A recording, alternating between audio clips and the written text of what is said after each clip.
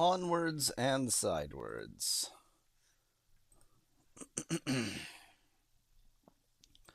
Actually, for no reason, going to announce the stream this time.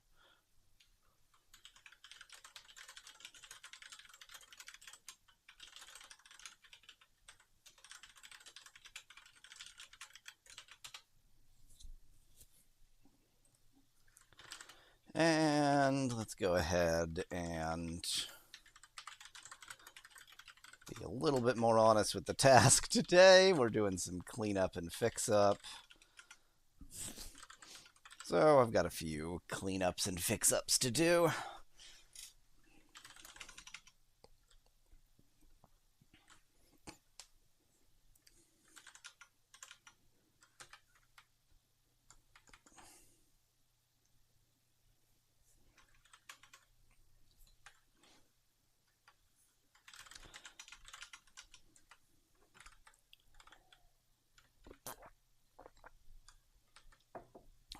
So, in particular, I think, or at least I hope, I know the right fix-ups around all of this, like, you don't have a token, you do have a token, you don't have a token madness that is very annoying. Hello, Joshua, welcome.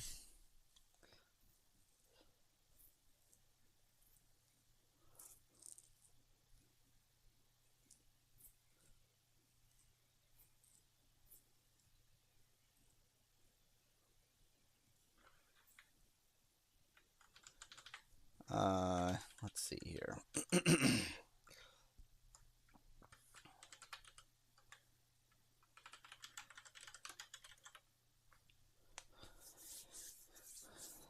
I just made public those echo cancellation changes I was doing on a dev stream last week. It took a while to get them public because of uh, I mean, making it actually work with uh, uh, text to speech with screen readers was surprisingly difficult. It's a little bit complicated. Uh, so I think the general sort of impression that people have given is that you need to just save the token yourself.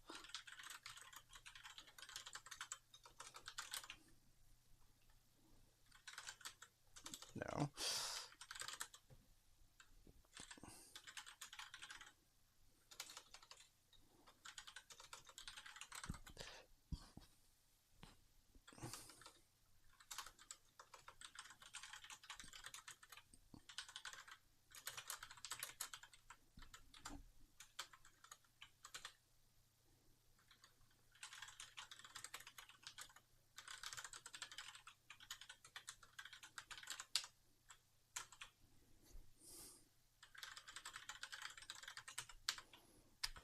Speclad, local forage is a system by Mozilla that generalizes all of the various local styles of storage. The name is some weird pun on local storage. I don't know why forage was the pun they went with. But local forage allows you to make other backends, other drivers. By default, it has like all the things that you can use to store in the browser. And what I'm doing is making backends for local forage that are not actually local, that are non-local, and so I'm sarcastically calling it non-local forage.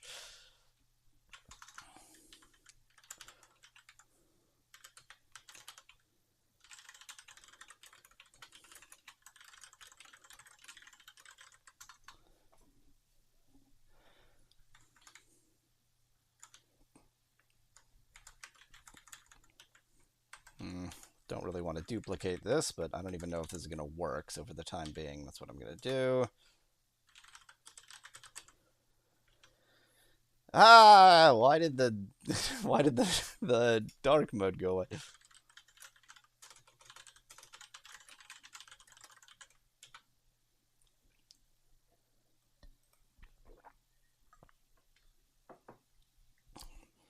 DuckDuckGo would like me to help spread DuckDuckGo, but I feel like using it on stream is about the best help I could possibly give.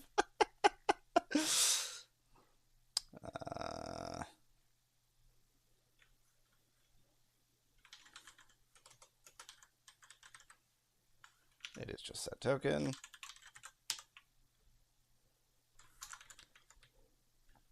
I guess actually. Oh, okay, I see why that's all in there. Fine. Okay.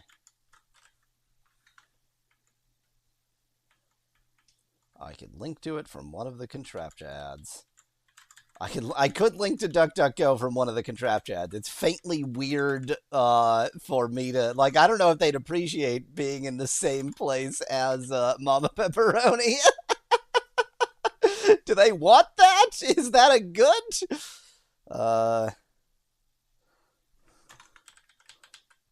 You know what? Actually, okay, yeah, I'm seeing. So the problem is the token that I've saved might have expired, and so I do need to have it as like 2 goes.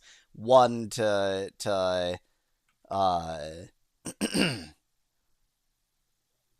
yeah. Mama Pepperoni is the future. Have you ever considered eating your friends?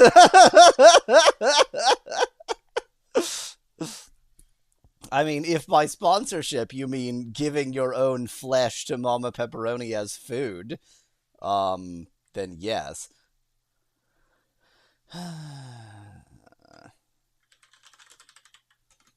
Save token. The real problem is I don't know what's going to happen if I do this and... So, okay, the reason for this is that this needs to be in response to a user action or it won't be able to open windows and such. And I don't know what happens, period. There are many ways that I don't know what happens. You know what? We're gonna try this the clearly incorrect way, and then I'm gonna try it the clearly correct way. That's the way to do things. Start with something that definitely doesn't work, and then later try something that might.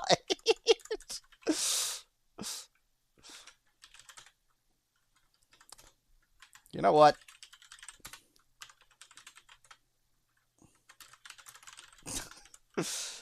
Let's make sure it actually installs things, though. This is how obsessed I am with actually having make files. I'll make that a make file.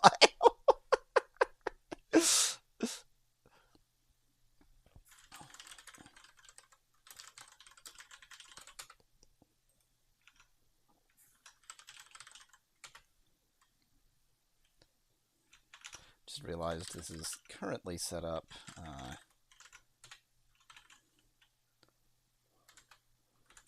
Currently set up for Dropbox, yes.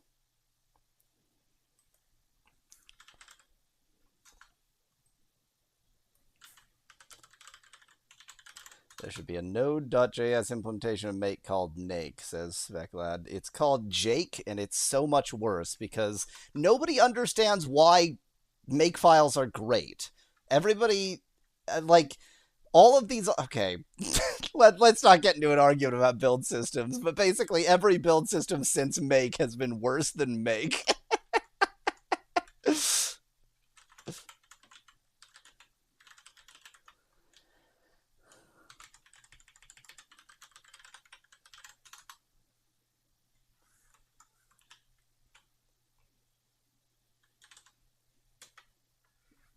Oh, I don't have a horse in the game about tabs versus spaces, though I will agree that it's weird that make files make tabs mandatory. But it's just like the way that you want to deal with this problem, the way that you should deal with this problem is is like a dependency tree. You just have a dependency tree and you say to make this dependency, make these dependencies. And that's all a makefile is. It's just like a raw dependency tree. And for some reason, all the alternatives are like vastly worse.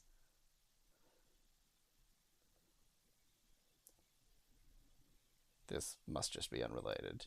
Yeah, okay. This is just some weird shit that this has. Oops. Well, that was great. I pressed continue one too many times.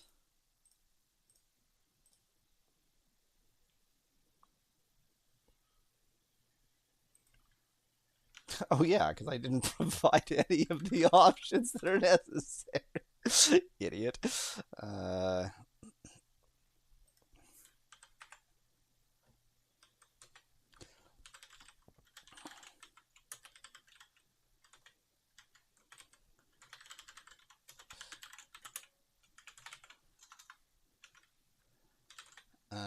for Google Drive, I need to document these things.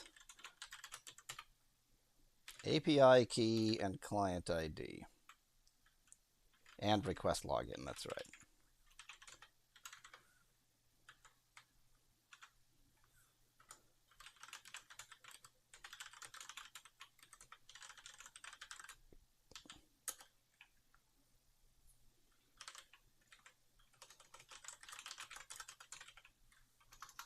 Did I really just like delete this? Am I that stupid? Yes, I am.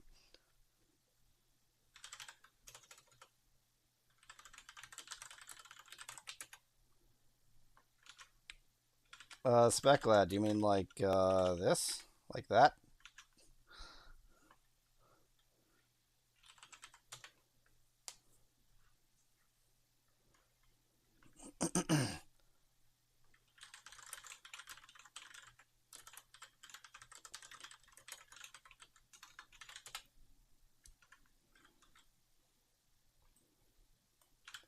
Google Drive API keys are not sensitive.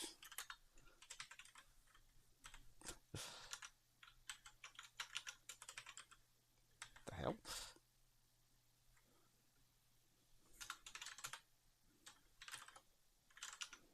For some reason, copy paste wasn't working there.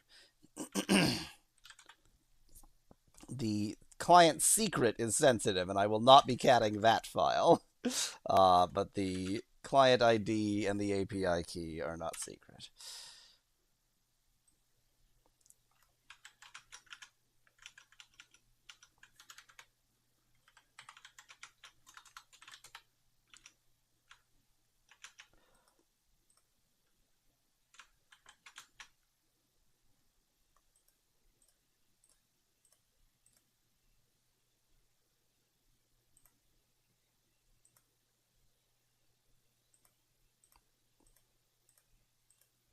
Why am I doing this? Why am I pausing on caught exceptions?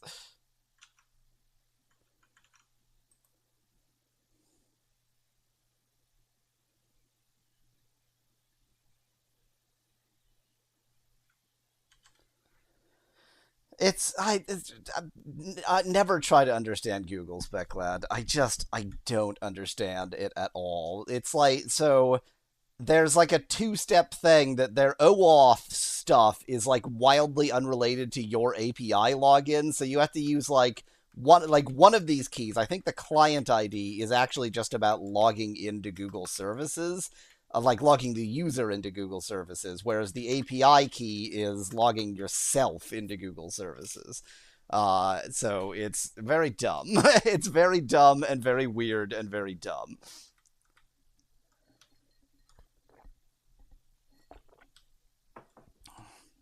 But anyway, it's protected by the like return address, the accessor address, not the key.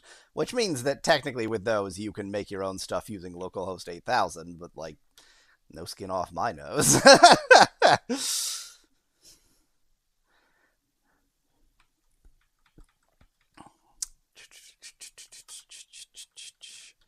Right, okay. Yes. So that's doing something, but I didn't actually finish the job.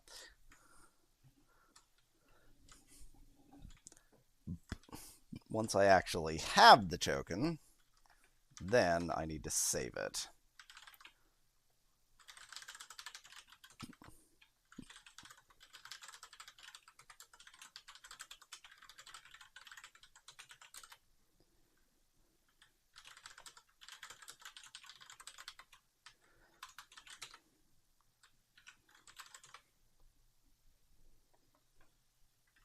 You know what? Uh, never mind. I could make a better makefile, because right now it's always going to rerun npm run build, even if none of the dependencies are changed, but that's not really that big of a deal. Okay, enough of this. So, in a happy but purely theoretical universe, once I get this, so this should work, hopefully. Yep, there we go. Google Drive token. Why did that end up saved? Oh, because I used it. Because I'm using default everywhere. Okay, that's on me. That's fine. So now, theoretically, if I don't know why I closed that. If I refresh, it should just get the key that's already there. Fail to open a pop-up window anyway. Great.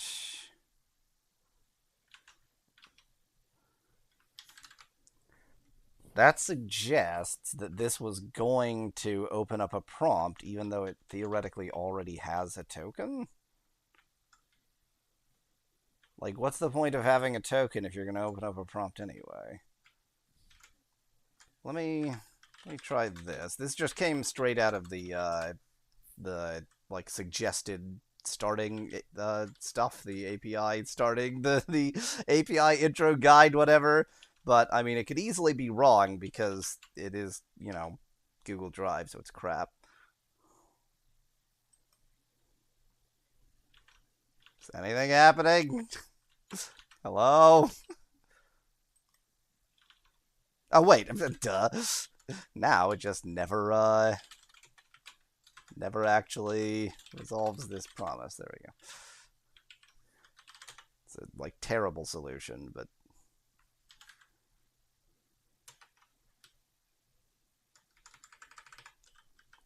I hate that TypeScript makes you do that.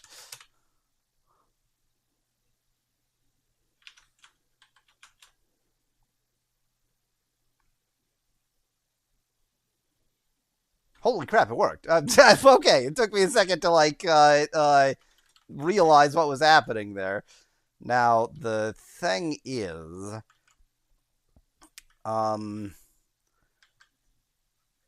right now, if this token is expired, which I'm going to test by just having the token literally be expired, the string expired, then I have any idea what's going to happen. Like, not even the foggiest. Okay, so it threw an exception somewhere. It's not too big of a surprise. The question is where, and can I detect where?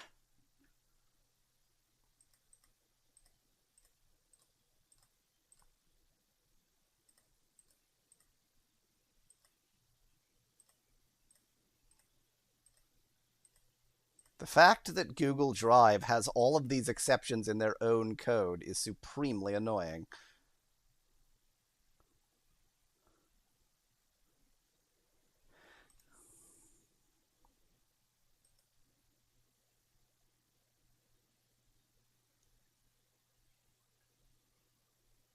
Okay, so yes, it's within trying to get this information. Fine. Speculate that's I'm not even debugging that code. I was just trying to get past it. That's somebody else's code. That's Google's code. It's just that unfortunately, because of how local storage works, or local forage works rather, I have to pause on even exceptions that are caught. So I'm getting like random caught exceptions within Google Drive.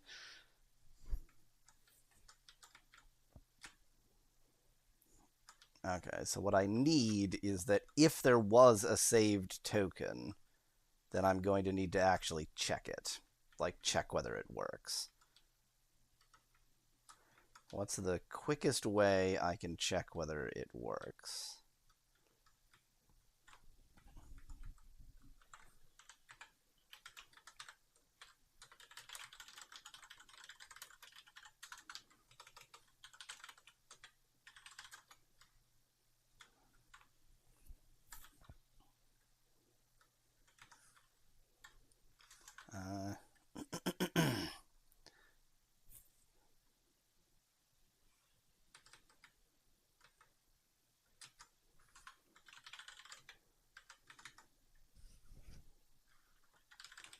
Sure, I'll just use this function, why not?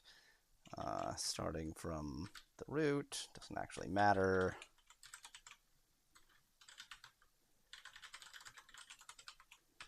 Literally nothing of that matters. If I just get an empty list, that's fine. I just want to distinguish between an exception and not an exception.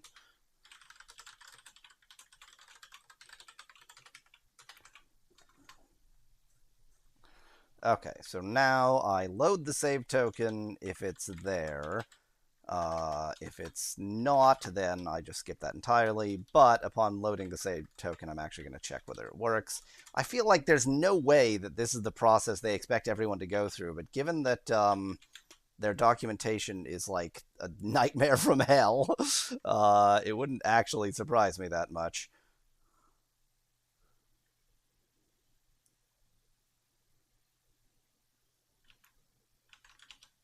Hmm.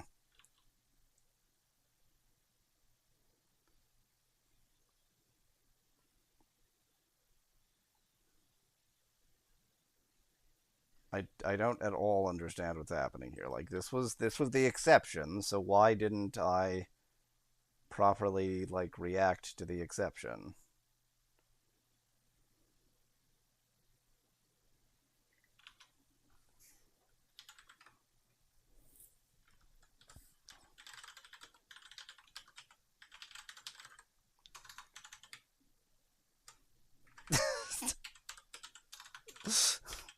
Possibly because I'm calling a non-existent function. Why did that like why did the fact that why did that non-existent function call not well, I guess because yeah, because local forage hides exceptions. Ugh.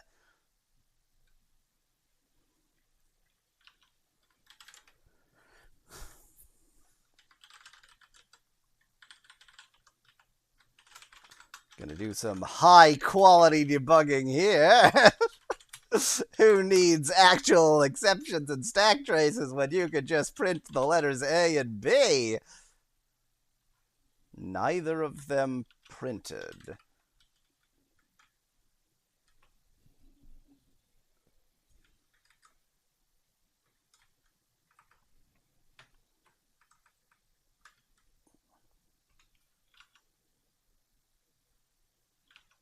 What?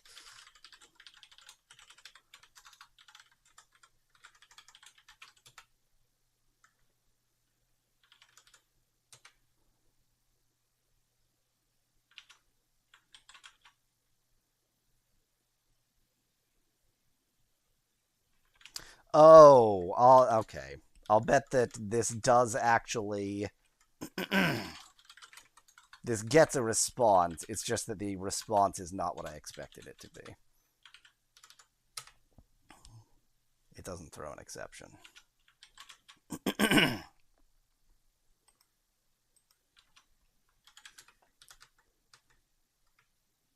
It doesn't throw an exception because I ate the exception. I'm a moron. Fine, I'll do this myself.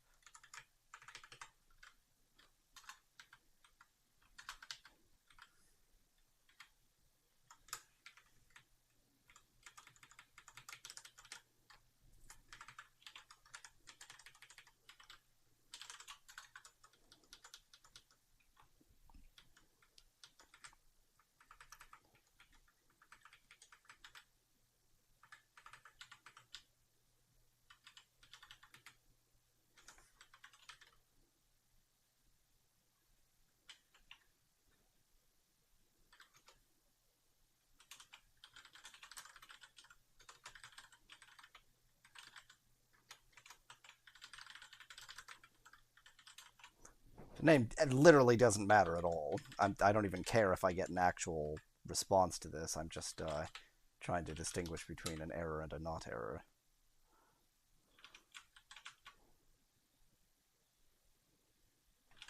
Yes, yes, yes, yes, yes, yes, yes. Good, good, good, good. Okay.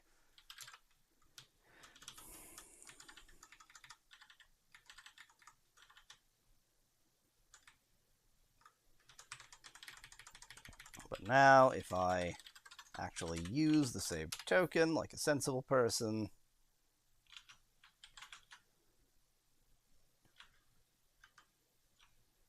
then it asks for it anyway. I guess it's possible that my token not so much expired as like Google Drive got angry at me because I was obviously misusing shit.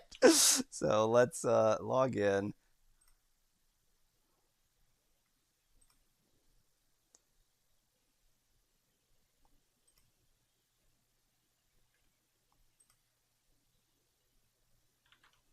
So that should work fine. And then if I reload, hopefully it should just work. Okay. So that covers the Google case. And then I want to do, of course, the same with Dropbox.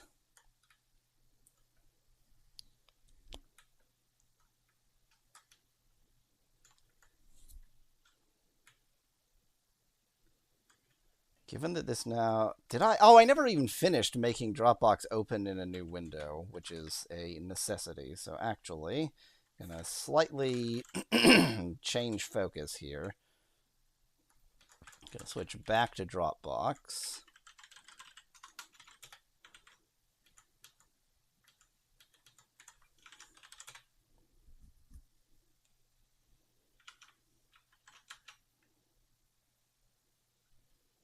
Gonna really rue and lament the fact that this danged that local forage eats my errors.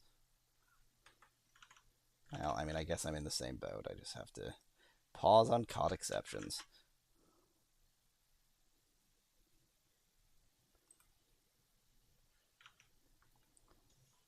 Okay, that was a particularly silly case.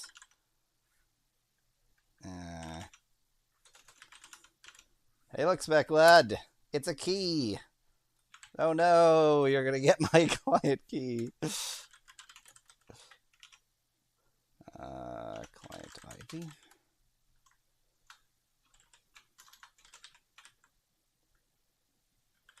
I truly don't understand why this isn't working. For some reason, paste isn't working with GVim.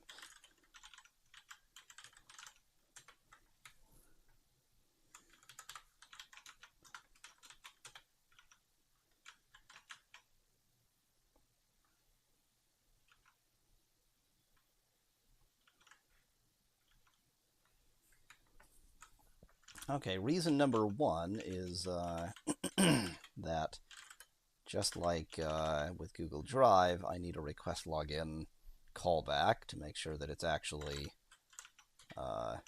active, that it's allowed to open Windows.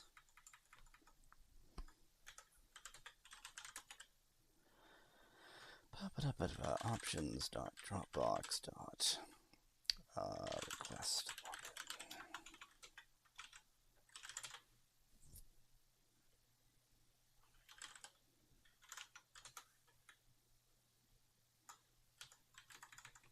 Normally you would have a distinct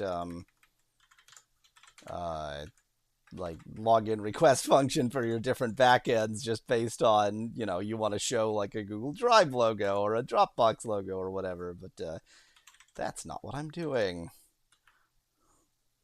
Really did not need to remake when I only changed the surrounding HTML, but whatever.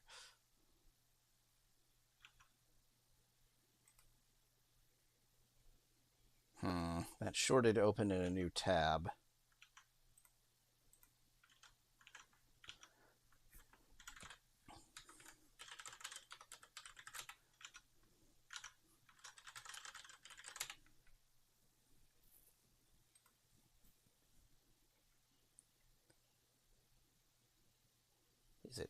Is it blank?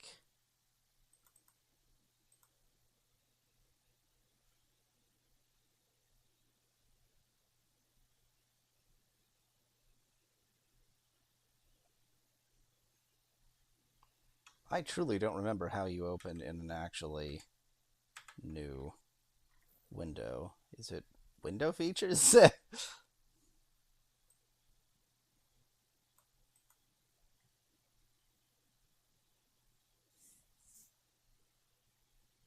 Ah, I see.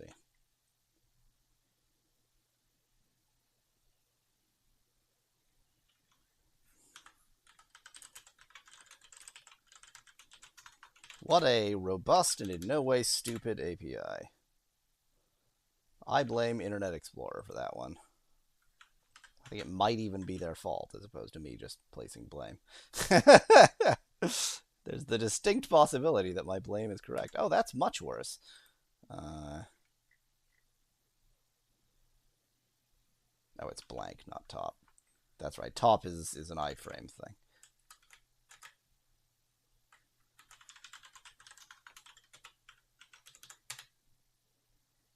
Not Netscape, asks Speclad. I don't know. I guess Window.o. Yeah, given that it's a JavaScript thing, I guess it must have been in Netscape. Okay, it is in a new window. It is entirely Firefox's fault that that new window is full screen. Firefox changed that behavior at some point, and I hate it. Now, this does not appear to have actually moved to the authentication URL, in spite of the fact that it ought to have posted the message. So what I'm going to do is speak in the vocal fry only. Only vocal fry from now on.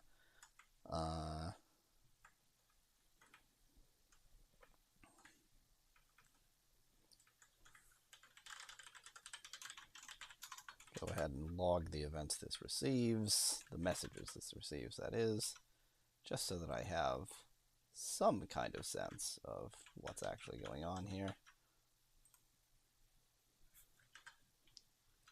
And the answer is nothing. Nothing, nothing, nothing, zilch, and nada.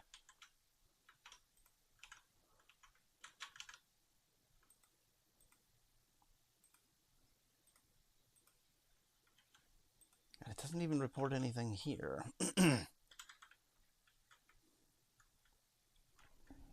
I mean, if post message failed, you would expect it to say that post message failed. Right? Like, I'm not being ridiculous. Oh wait, okay, this post message never happened. I would have to get to, okay, it would have to be this on message first.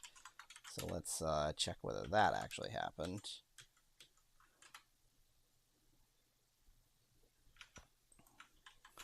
Did I just build myself a race condition out of nothing?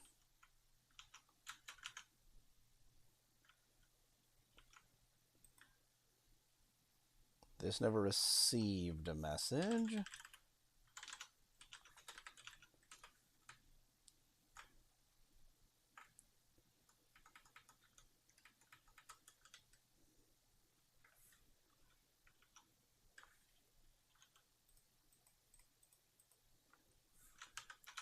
I have sent messages between windows in the past. I know that it's possible. It is annoyingly complicated.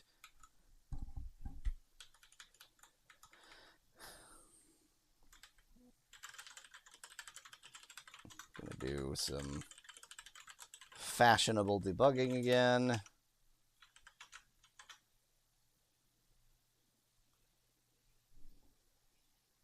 So it... Oh, did I just have... it's possible that I just had some nonsense there. Like I might have just had something cached.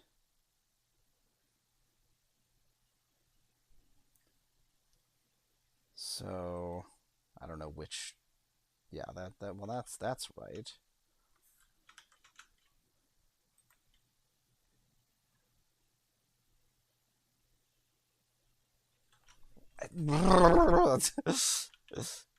All this IPC is making me thirsty. So this received something, but not anything useful. Yeah, it should have had auth URL set. Why would this window have ever received anything without auth URL set?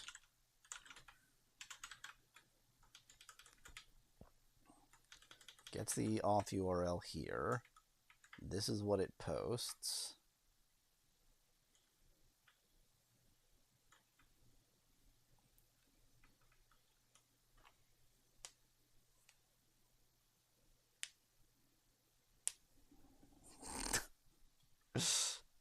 All my water is gone.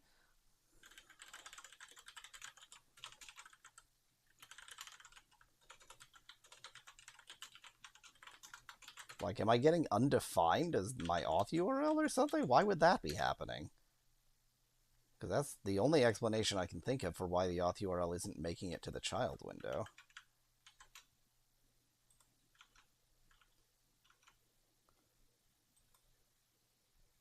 It is not possible that this is not sending, or that this is not logging anything.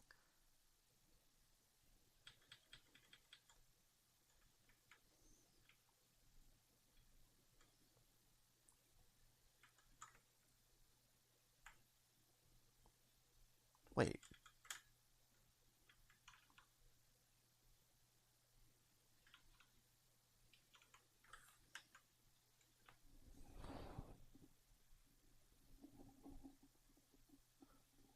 How have these both received a message? Or no, how has this received a message but this hasn't? The host only sends a message once it's received a message.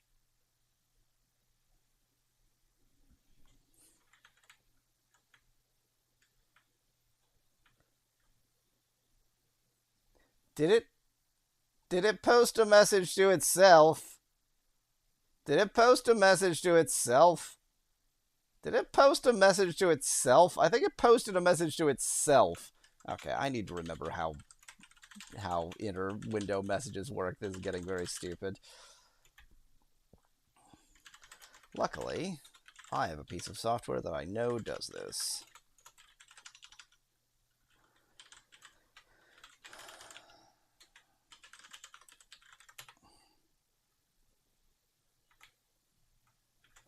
That's blank. Interesting. I wonder if maybe the context is actually putting it wholly out of the context.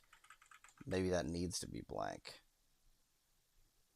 You can set all the crap you want to here. It just ignores it. Because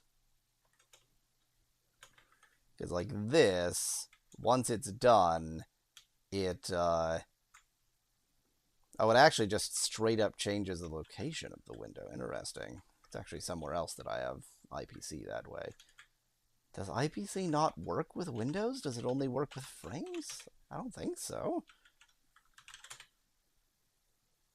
Oh. What if you can't do what I'm doing at all? But no, it has to be possible because things do what I'm doing.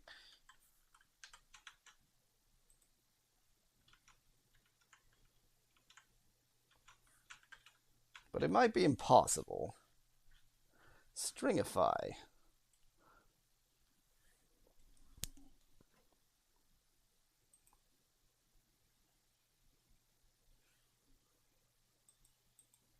Original target. Yeah, this sent a message to itself.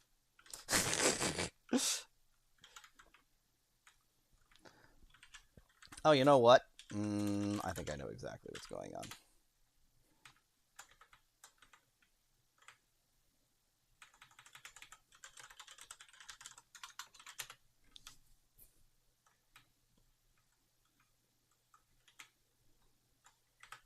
Is that how this particular form of inter-process communication works?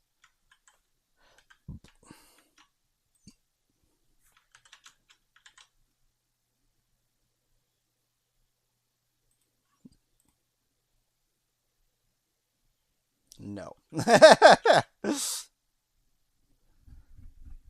question is, does this even know that it has a parent window?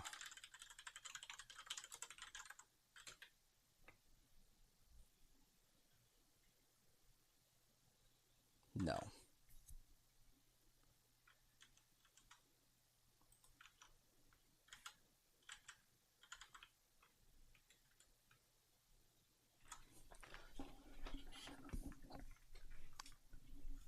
Why you no let me RPC? RPC? IPC. There we go.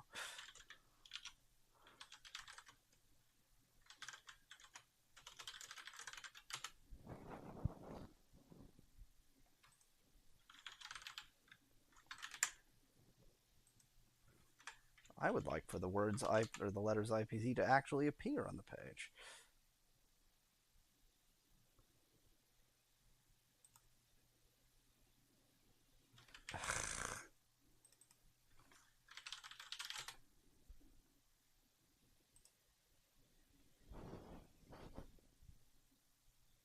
Yeah, that. That is exactly the thing I want.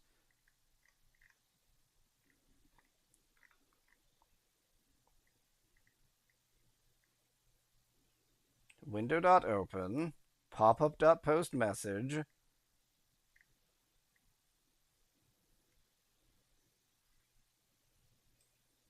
Oh. Oh. Oh.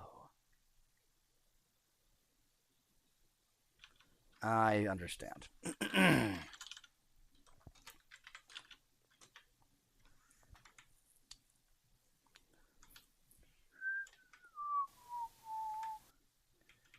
Which is going to be a difficulty. Window.parent is not what I thought it was, Speclad. That is only, again, with iframes. Or frames, actually. Just in case anybody remembers that frames exist, technically.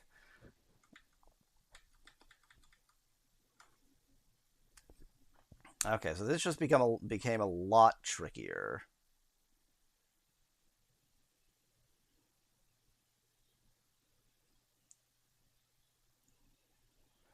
Because it's actually going to navigate away and back again, which is exactly why I opened it up in a window in the first place. But if I can't get the Windows opener,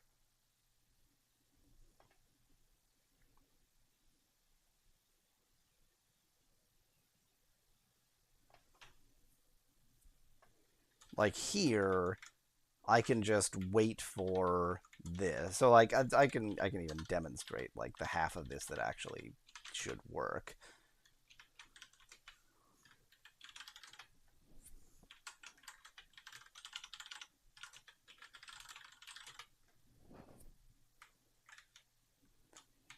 Quite simply, there's no need to do that. That's the silly part.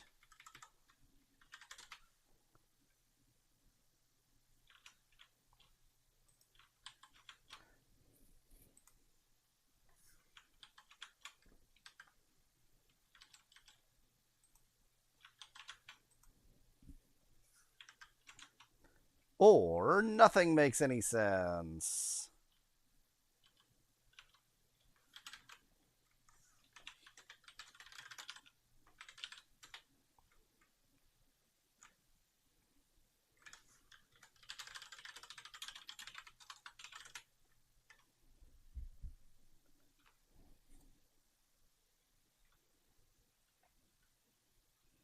I wonder if just setting on message isn't good enough. Maybe you actually need to add an event listener for it to recognize that it's a queue. It seems highly unlikely.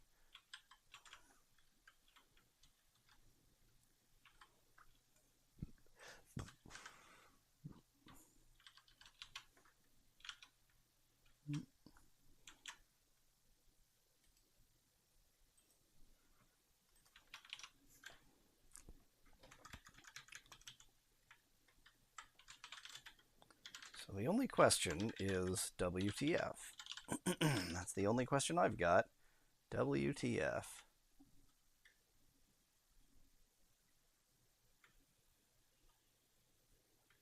Yeah, I just immediately post a message now, which...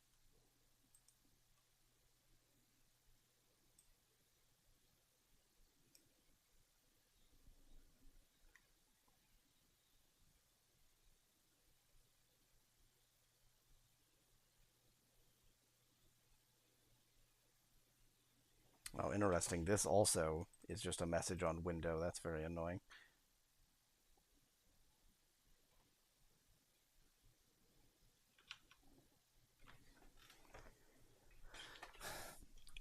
Okay, okay, okay, okay, okay, okay, okay, okay, okay.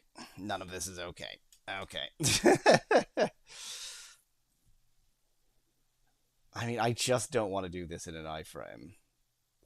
I hate iframes, but I don't see any way of doing this without an iframe.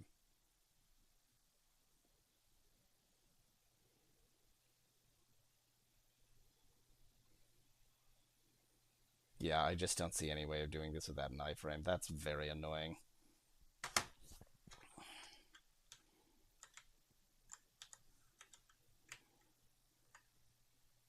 It's because it sounds like an Apple technology, asks Speclad.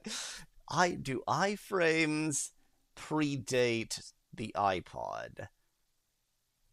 Yeah, yeah, yeah, they must. Yeah, yeah, yeah.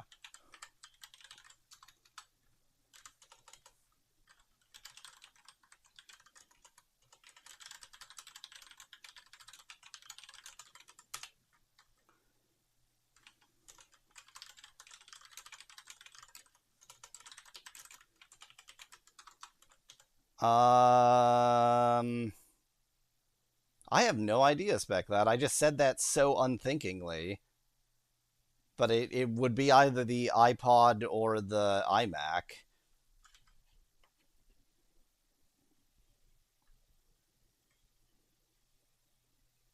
The iBook could not have predated the iMac, no.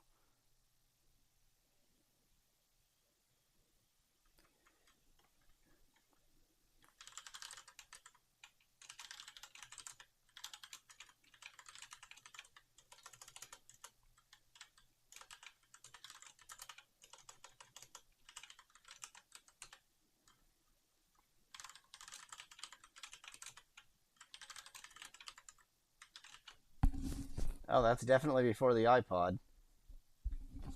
Oh, okay. Wait, wait, wait. I forgot an era. I forgot an era entirely. Like the colorful the colorful iBooks and iMacs and such. Those are, yeah, yeah. Those are very pre iPod and uh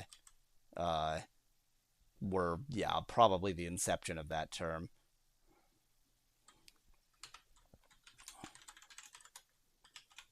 Just a lot, okay? Just like a lot.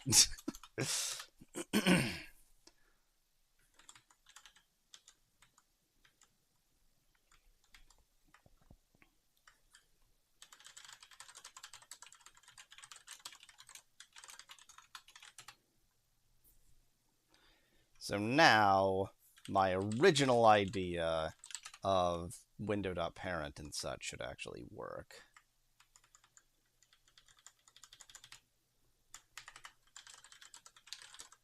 I'm not convinced that even that'll work because it will still have navigated, and I don't know how all the origin stuff works when you're doing that, but best I can do.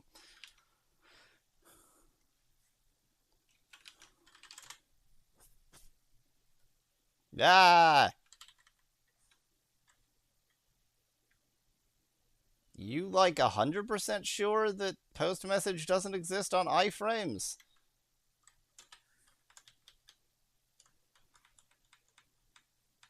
Is it maybe I didn't actually even I didn't set its uh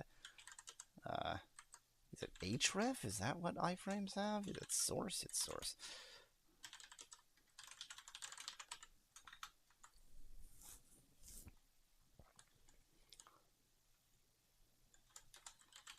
Is there like authwin dot content window? I see.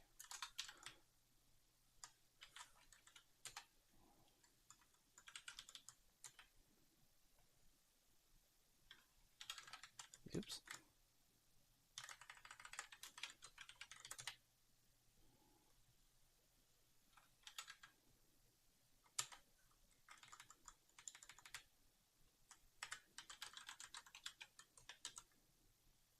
Hmm.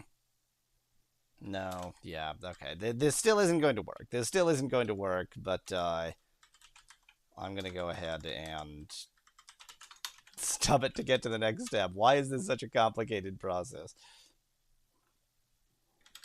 Okay, yeah, close is no longer how you do that. It's now just document.body.remove child.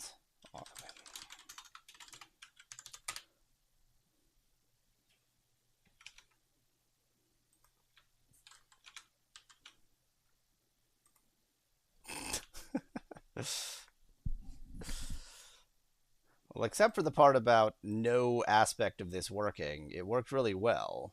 Like other than the fact that no part of this worked whatsoever, it worked pretty well.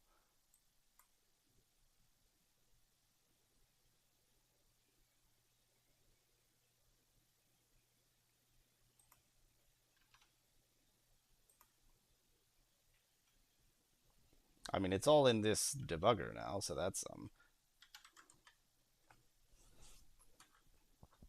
There you go. Now you understand, Speculate. Quick bathroom and refilling my drink break.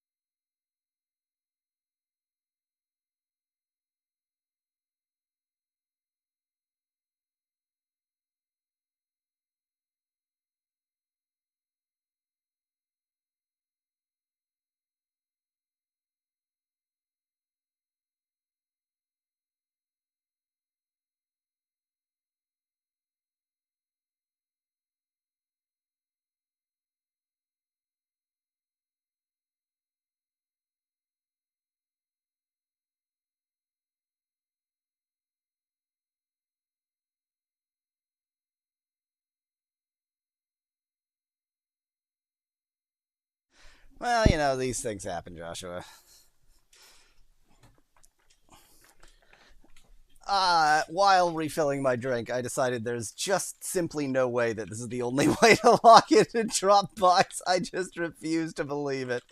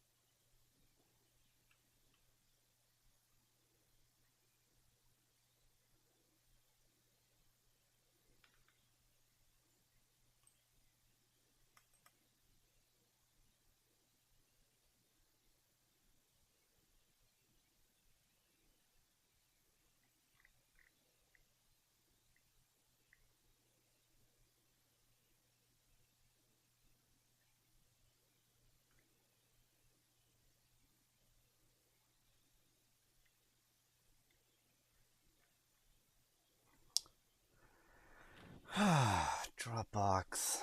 Dropbox, why?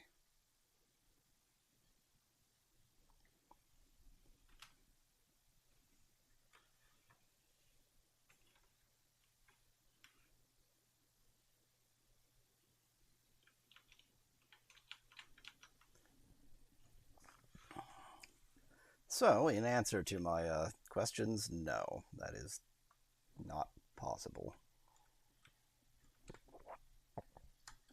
Which means I am indeed stuck with this crap.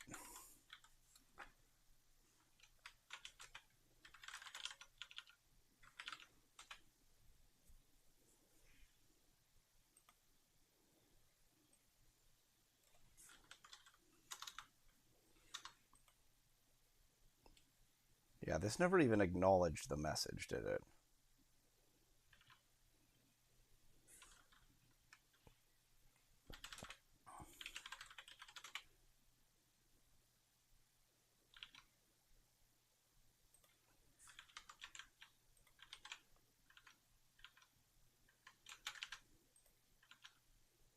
Yeah, I would have gotten some kind of log here if it had actually received the message. It did not.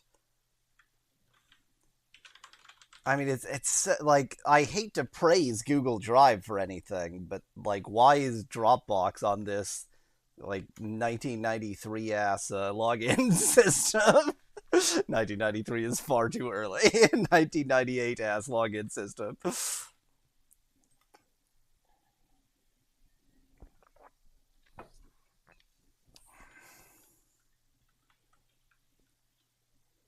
I'm just thinking very hard about what the right way to do this is.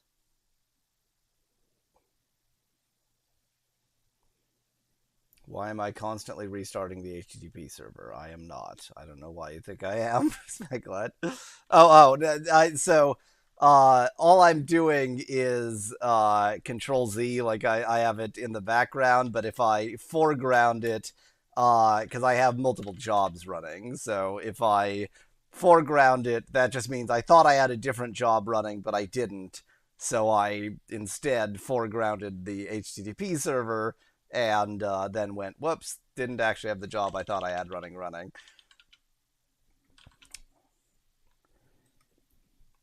Anyway, I'm going to continue to think carefully. Well, you know what? Step one, let's just see if I can even like receive the message.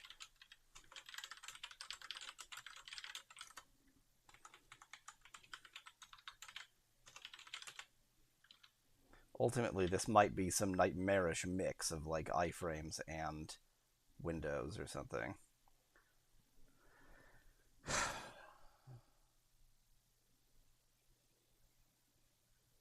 There's got to be a non-stupid way to do this. I just don't know what it is. I don't know what the non-stupid way to do this is.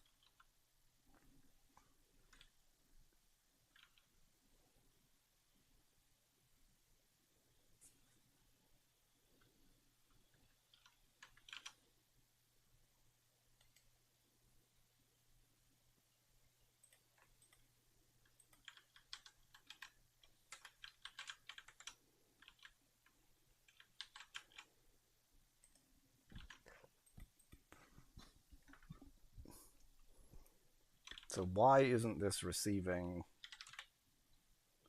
the message?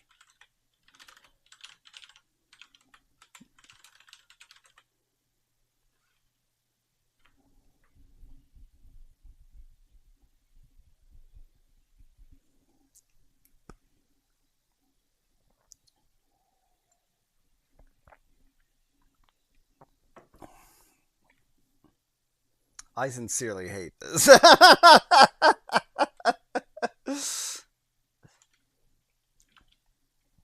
There is a better solution, and it's just not clicking. What is the better solution to this?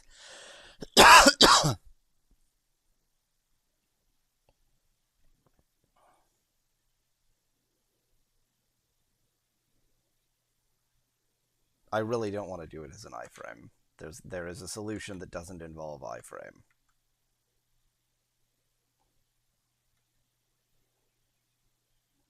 The trick with just doing it in a new window is how do I know when the new window's authentication flow is done?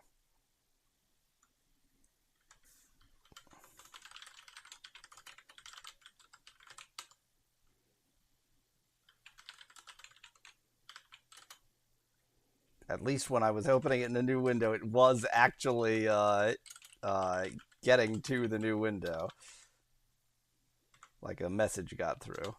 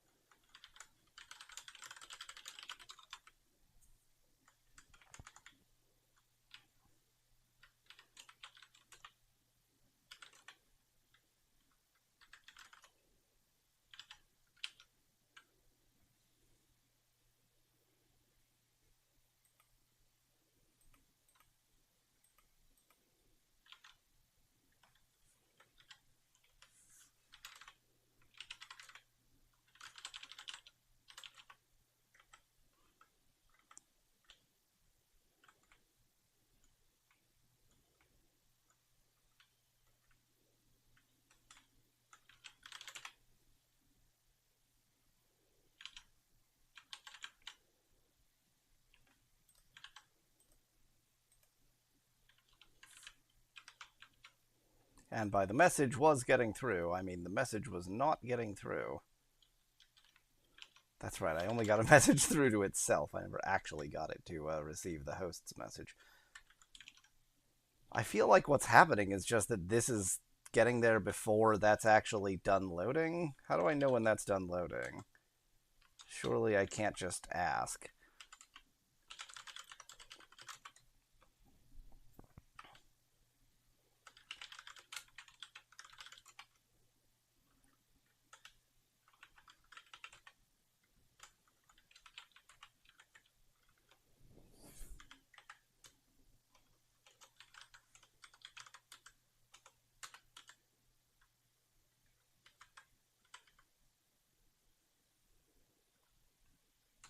I mean, this isn't gonna work. This isn't gonna work. The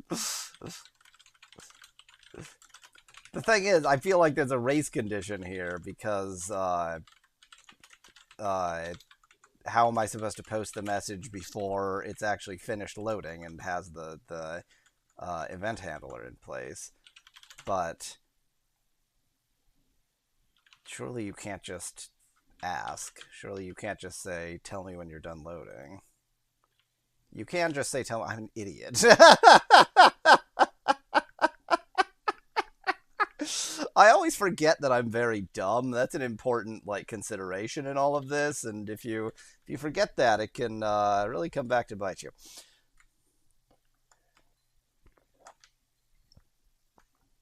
Okay, so I have a very, very insecure thing happening here. Now, the real problem is on the other end. Like, even when I've got that logging in, I can't do this.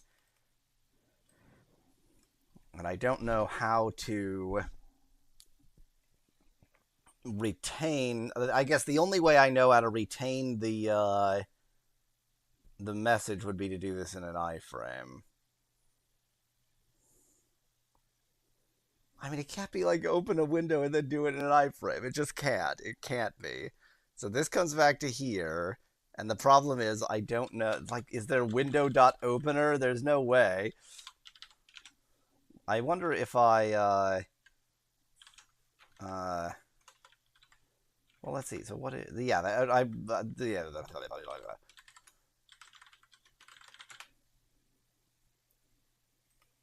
There's window.opener.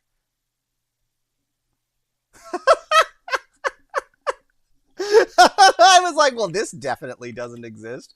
It exists. It exists. It's called window. It's literally the word that I said.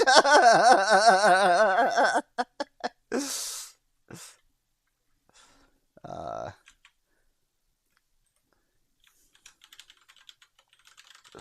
Secondarily, off to the side, I'm gonna have to add this this redirect URI to the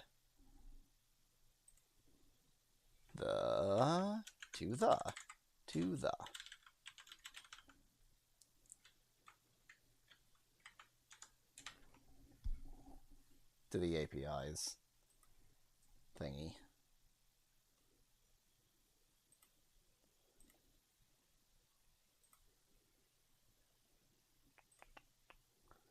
Non-local forage test app, redirect URIs.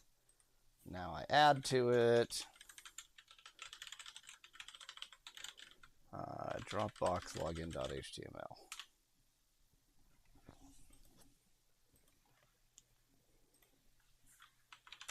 Again, this can be made much more elegant than it is, but that's not really the most immediate goal.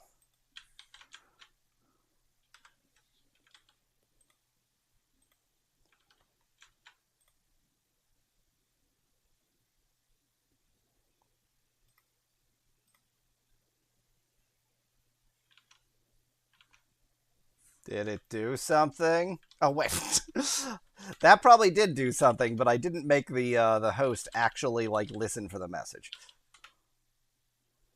This could not be more not a Google Drive quick start at this point, Speclash. I changed that title when I first started working on Dropbox. Okay, yeah. The problem is that this is not how this kind of message comes through, so...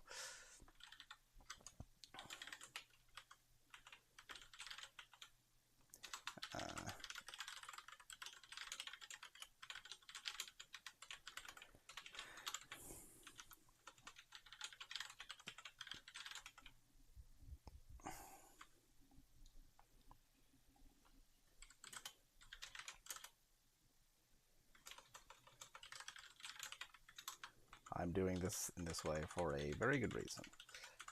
Once again, this is wildly insecure. Do as I say, not as I do.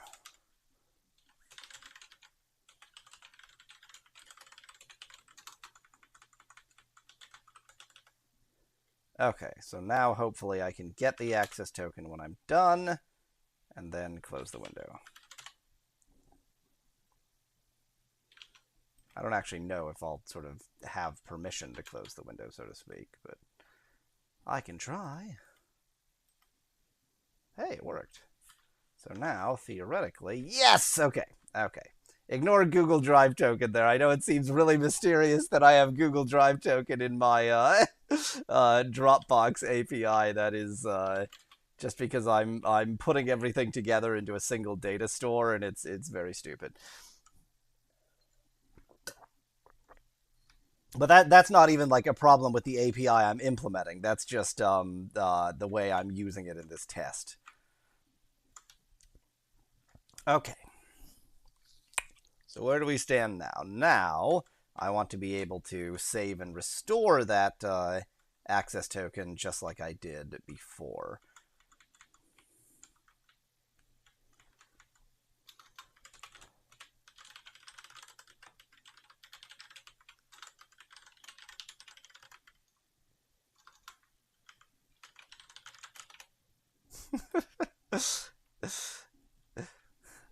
If you think that's bad enough, SpecLad, next time I'll probably be adding, what's Microsoft's one? OneDrive. Are there any others? Those are the big three. Dropbox is the sort of, the one that's its own thing, and then there's Google Drive and Microsoft Mumble Doodle.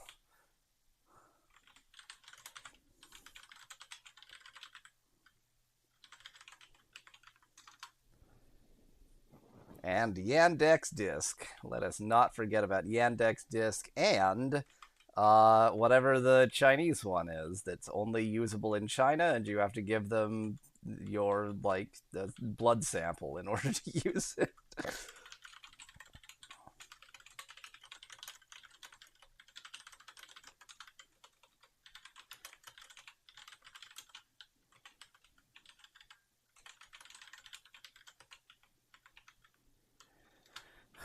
Now, once again, I probably need to actually check that this is working, but one step at a time.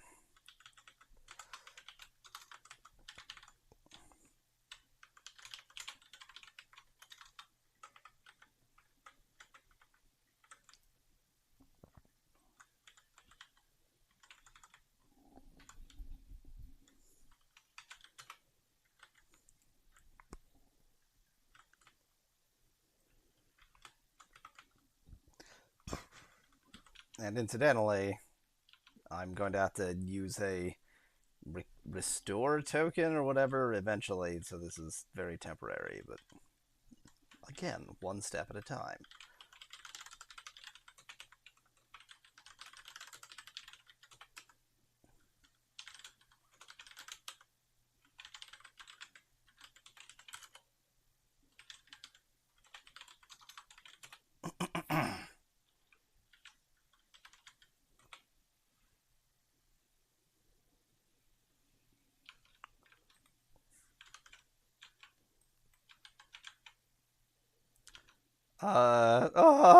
So basically, I mean, it's two. There are two goals. The point of local forage is to be able to use local storage in a generic way and be able to sort of store arbitrary amounts of data in the browser. Usually, that's used for things like your preferences, settings, that kind of thing. And so being able to save that somewhere that the user has control over instead of just the site having control over is one of the goals. The other goal is being able to have web apps that have huge amounts of data, but not having to store that huge amount of data myself, because the users just go, okay, stick it on my drive. And so it's making it the user's problem instead of my problem.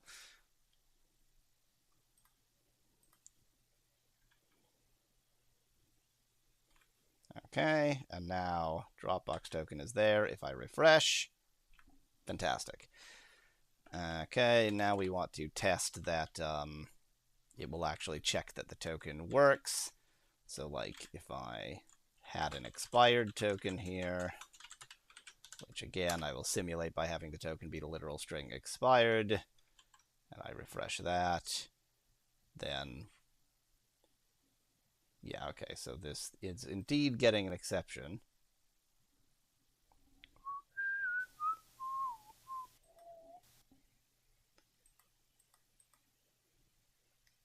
Okay, it's in files list folder. Doesn't really matter, but that's fine.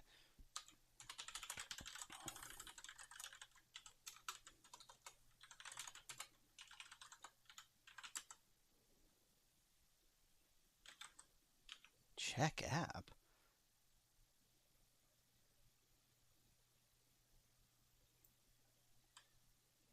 Okay. That sounded like brilliant, but it's actually entirely not what I want.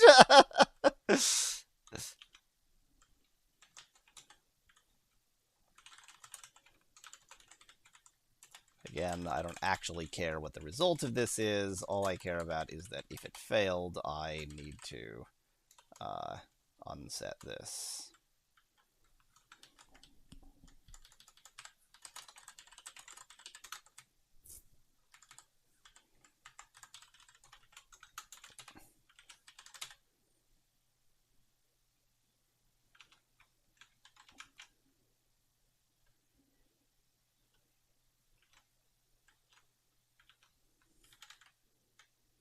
Way to not actually test that, you idiot.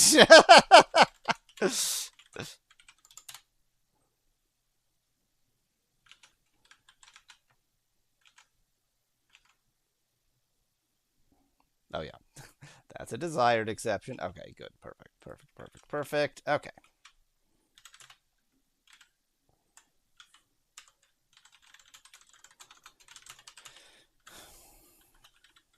It's sad. Okay, sure enough, I haven't even added any of the Dropbox stuff yet. So let's start with that.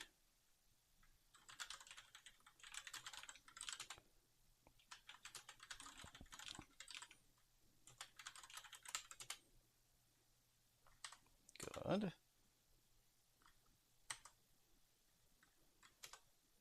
No, that'll leave for later.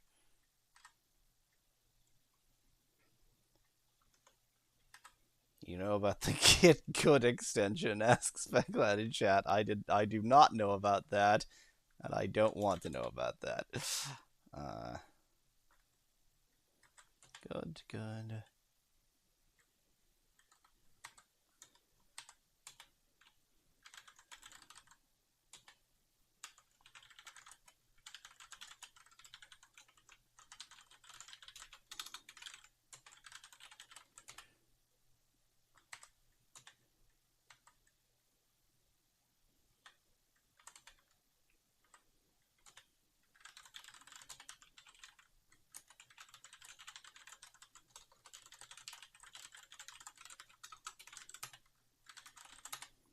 I mean, the real Git Good extension would be not using Git, because Git is atrocious.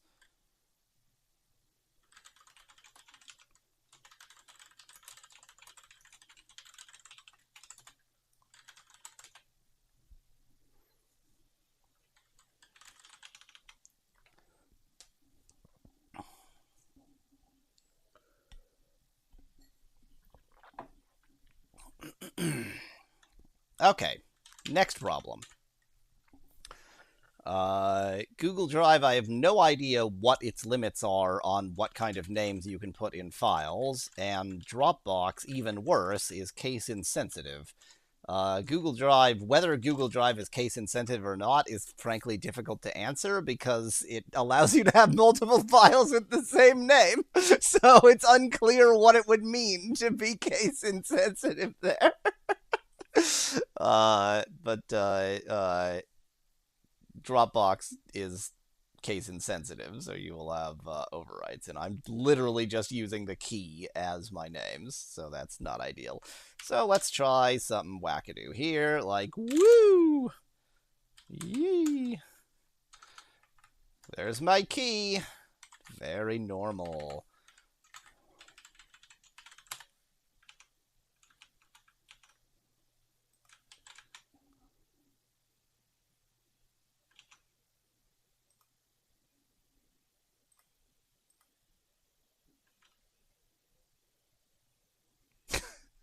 So Dropbox will happily let you have that as a file name.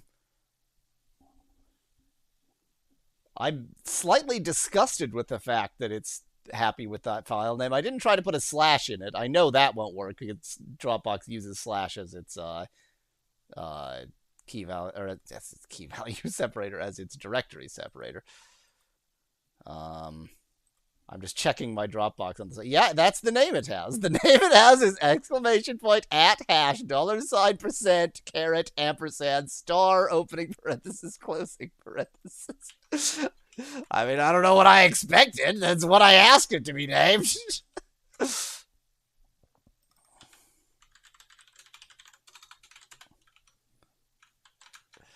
Okay, Google Drive, now it's your turn. Wow. Man, it's almost like it's not the 1990s. Oh, you can have weird shit in file names. Oh, yeah, there it is. There it is in Google Drive, too. Okay. Well, then we still have the case sensitivity problem, and I don't really want to play the Unicode game, so I'm going to still have some limits. Actually, you know what? This is a serialization problem.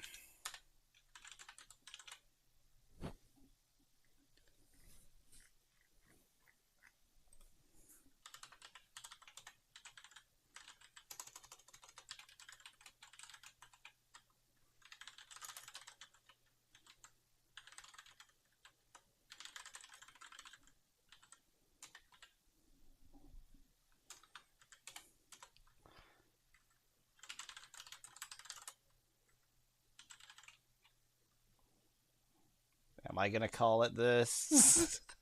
Am I gonna call it this? No, I'm gonna call it that.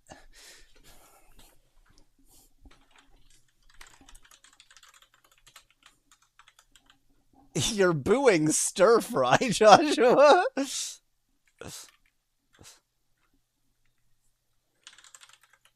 Now you're gonna see something interesting.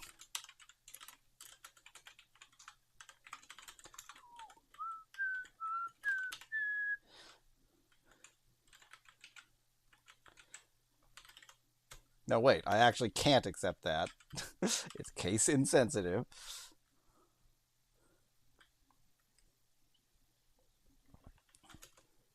I don't know. What else do I want to accept? Underscore.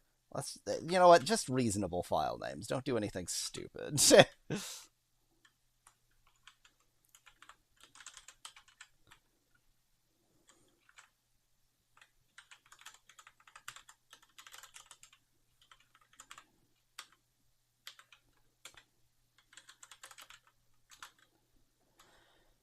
Otherwise,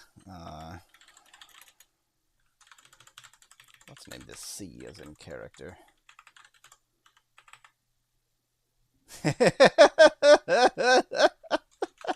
You don't like my taking the name stir fry from glib? No, glibc.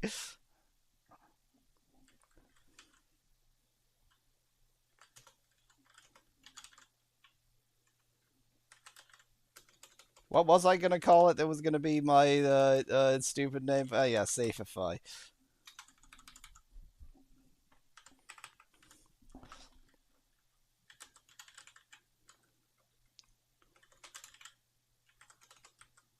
No, it's car code at.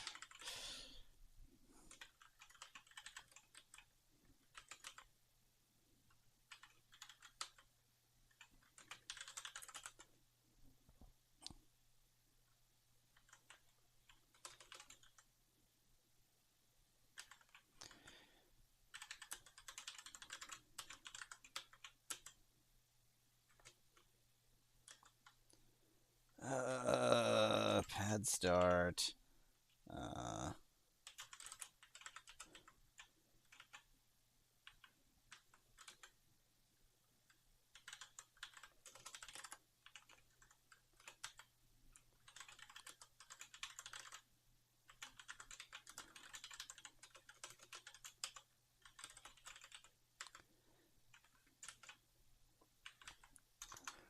Okay, Safeify, believe it or not, is the easy part. That absolute nightmare.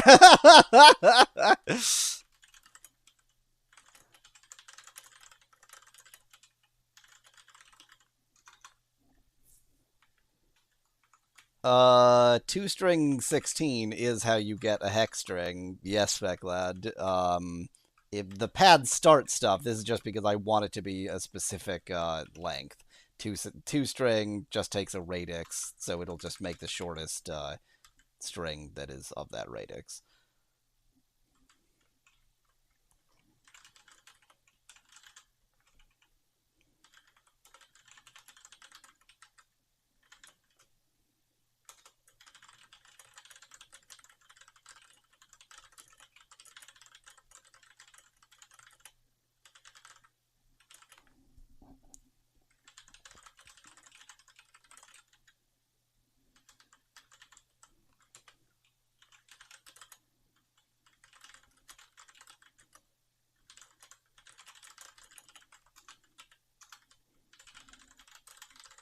Oh, geez. It's 5 after 5. Let me just finish this function and then I'll call it.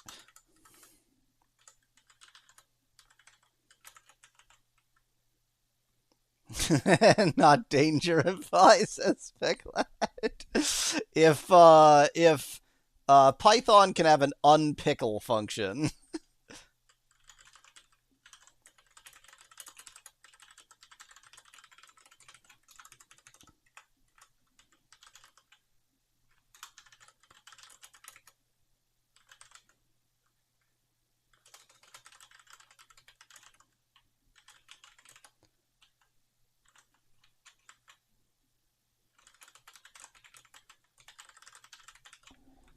Okay, then we have this special case.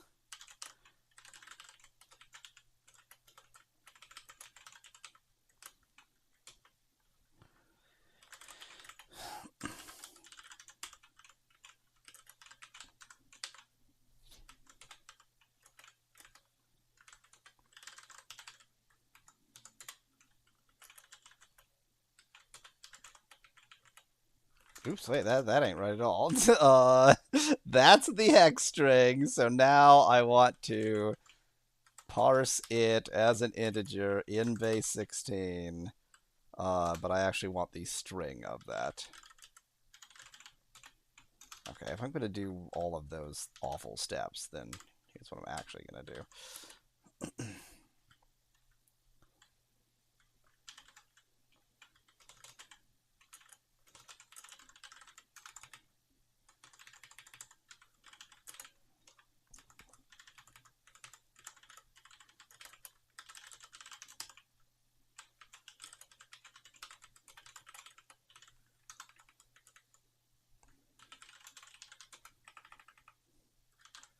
Thank you, Speclad.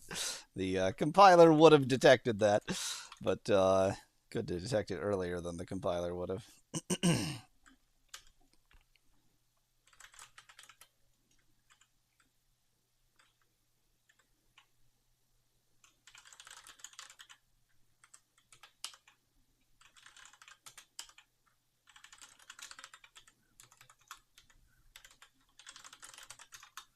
Okay.